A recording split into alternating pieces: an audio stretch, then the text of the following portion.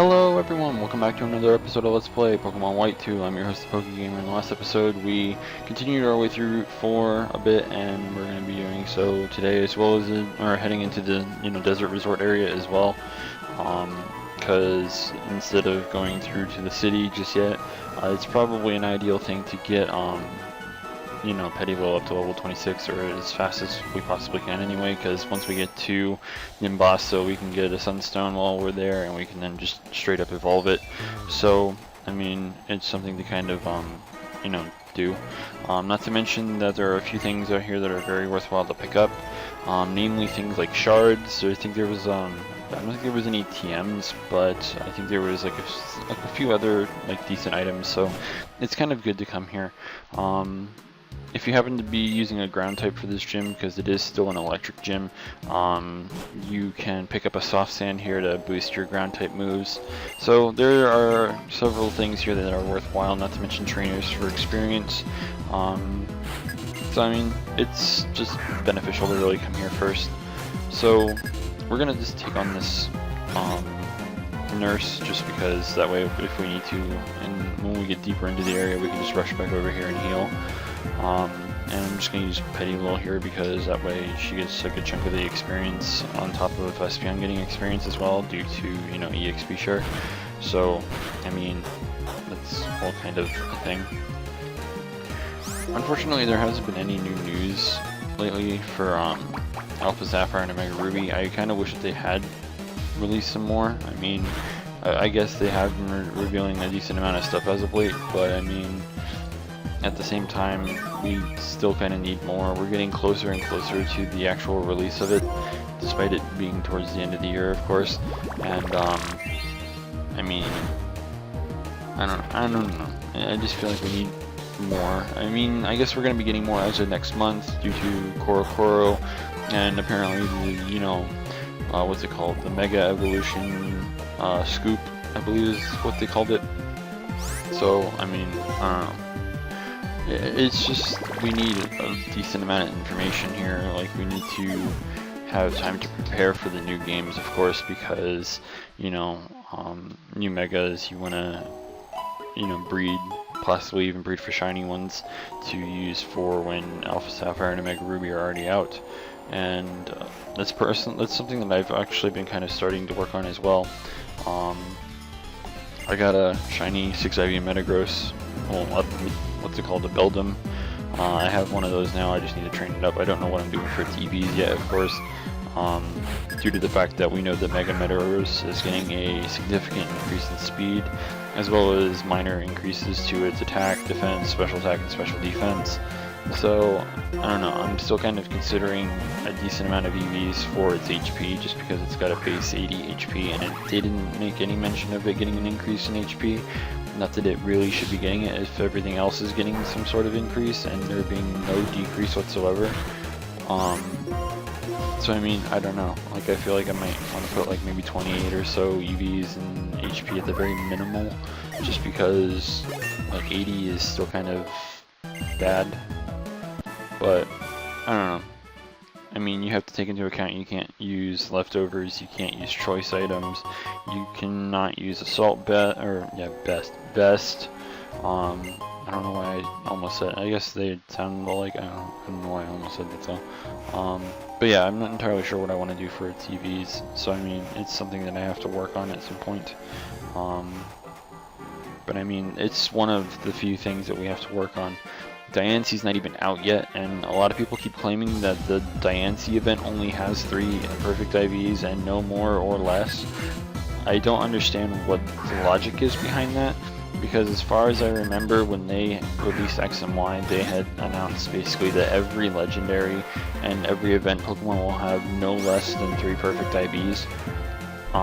This didn't apply to the Vivillon, maybe because it's just, kind of a freebie that no one's ever really going to use, I guess. I don't know, maybe. But regardless, like, I just feel like only 3 perfect IVs on Diancie is kind of a waste. I feel like if they're going to release it, they need to release it to have the ability to have, the 5 perfect IVs. Every Pokemon should have the ability to have more than 3 perfect IVs. Like, you can't. Like, okay, in a way, I guess you can do that, but why would you screw over the entire player base of having something that could be potentially good competitively? I mean, it's already going to be banned from official Pokemon tournaments, basically, because, you know, legendary, but, I mean, you're screwing over people that like to play online competitive Smogon tier shit, you know. I mean, I said this in the last episode, I'm pretty sure, that Diancie's OU right now, and it might remain there with the Mega, or maybe it's just wrongly placed in the tier listing right now and should be, you know, maybe underused or something like that, or rarely used or something like that. I don't know. A lot of people keep arguing that it should be, I think, UU. I'm not entirely sure. I can't remember what they were all complaining about whenever Smogon made their post on Facebook about it. But either way, like, Diancie is something that should have the ability to have access to its 5 perfect IVs. A lot of the ones that I've seen people that already have, you know, Diancie that they can actually trade off, I've heard they have perfect HP attack and special attack. Okay, it has base 150 defense and special defense, base 100 attack and special attack, and base 50 HP and speed. If this is the case, and it has a minimal and max of 3 perfect IVs, then the one that seems to be going around seems to be the best one to get, because at least it has good attacking stats and a good HP stat. Defensive wise though, that's terrible. The thing is, the other 3 stats are not being controlled, so how is it only a 3 IV? I don't get that. How is it only a 3 IV if the other 3 IVs are not controlled? I don't get that. On top of that, I'm pretty sure there's not the same 3 IVs for every single Diancie, being HP attack and special attack. If that was the case, then everything would have set IVs, and they would make sure that it was at least somewhat presentable, at least in the IV department. They did this in the past with things like the Zora from this game, which we'll get to later down the line. Spoiler alert. The Zora that we end up getting later in the line, and later down the line, has set IVs. I also forgot that aspect of this game, by the way, so this is something that it kind of just hit me in the face. But there are Pokemon in this game okay, for example, if I'm not mistaken, this actually works the same way. That Cottony trade, this is probably the best way to put this. That Cottony trade that's in the Route 4 area, if you trade for that, it has a set IV of, I think it has 2 perfect, or not perfect, but like 30 IVs, and then the rest are all 20s. That's what its IVs are. So, I mean, it's not impossible to set the IVs, like I said, with the Diancie being an HP attack and special attack, but if they're going to do something like that, they're probably going to make the remaining 3 stats something at least somewhat, you know, presentable, meaning maybe like 20 or, you know, something like that, you know, something that would make it at least fare decently in friendly battle rather than competitive battle, because of course anything outside of Pokemon to them is not considered, you know, competitive. They recognize Smogon as a thing, but they don't recognize it as their own meta. They do reflect it in a way, but they don't go by Smogon. They simply go, oh hey, you know, these people are playing a lot of these Pokemon, so because they're doing that, like a lot of people, okay, for example, Alex Ugloza, the national champion for the Masters division this year, he plays a lot of Showdown. He plays a lot of Showdown, and guess what Showdown is comprised of? A lot of people that not only play by Smogon, but they also play a lot of OU, Ubers, and every other tier. That site runs basically off of Smogon's tier listing. They also use Showdown to get usage statistics. They use like Showdown to determine, like, okay, well, this Pokemon's really good, so it needs to go here, or this Pokemon's good but not good enough to be Uber, so it goes in OU, etc, etc. So I mean, like, in a way, Smogon has this whole competitive thing down better than that of, you know, the actual Pokemon tournaments.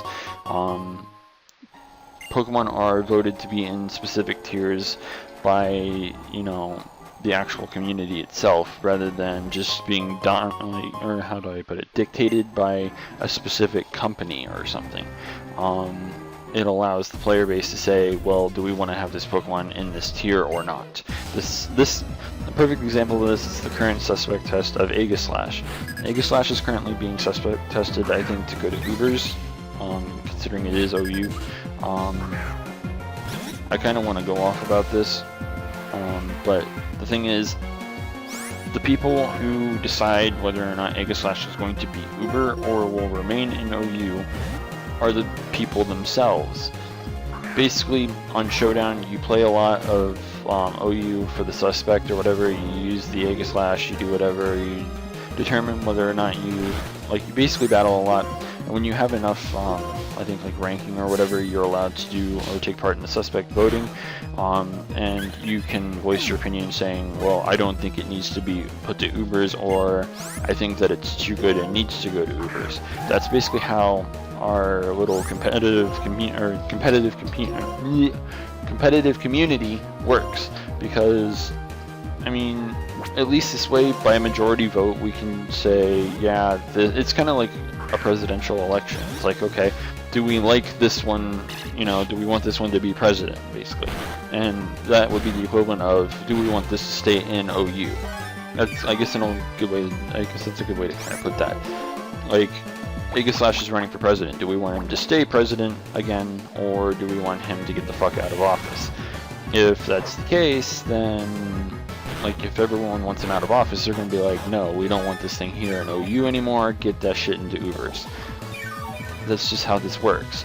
So, I mean, and that's another thing too, like, if Diancie is not capable of having good IVs, and it's not good in Smogon, you know, eyes, like the people that play through Smogon, then you're denying casual players as well as people who actually play Smogon that want to actually use a good Diancie.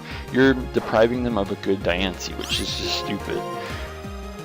I mean, I guess Pokemon has every right to screw everyone over because it is their game, but I mean, it's just kind of, okay, in a way, all it does is encourages hacking, and like, oh hey, yeah, let's use PokeSave or PokeSave Power Save or something to edit in, you know, the IVs or something somehow. I'm not sure if that's actually a thing, because I haven't Power Saved Pokemon X and Y yet. So, because I have a digital copy, and digital copies are like, oh hey, they don't work. So, at least I don't think they do. If they do, then feel free to tell me in the comment section, because that would be, you know, nice to know.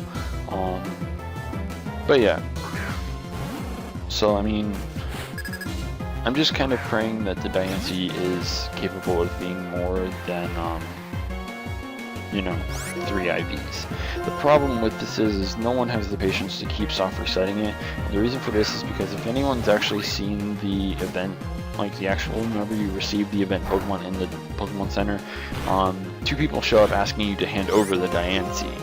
And they want the Diancie for, like, I think a kid or something, because she really wanted a Diancie, and suddenly you just have a Diancie, so they're like, oh, well, hand it over, etc., etc. And I mean, obviously that you don't hand it over because you get interrupted and everything, but the fact of the matter is if it's not what you want it to be, then you have to soft reset. And when you soft reset, you accept it again, they show up again, they talk a lot, and then you can check it, and then you soft reset again, and etc., etc. It's kind of like how at the beginning of the game when you soft reset for your starter, because you sit there like, oh, well, I want you to call me this, or I want you to call me that. Like, oh, okay, well, I'll just call me whatever, and then accept the Pokemon, and then check it. If it's not what you want, then you reset, you talk to them again, and watch them, like, complain about what they're gonna call you for, like, a little nickname, and then you accept your Pokemon again. Honestly, I am absolutely happy that I got my shiny Froakie as fast as I did, because if I didn't, and I had to sit there for like 1,000 times trying to get the shiny to appear, I would have probably blown my brains out. Like, I can't sit through all that talking. I just can't do it. There's just no way. My patience was running thin before I even got the shiny. So, I mean, like, I don't know. Anyways, considering we have literally about 15 seconds left, at least before 15 minutes, in the next episode we're going to check out the Relic Castle and all that other happy crap, and then hopefully we'll be able to make our way to Nimbasa City and start working on shit there. So yeah, be sure to stay tuned for that. If you haven't already, don't forget to rate, comment, subscribe, and until next time, this is the PokeGamer signing out.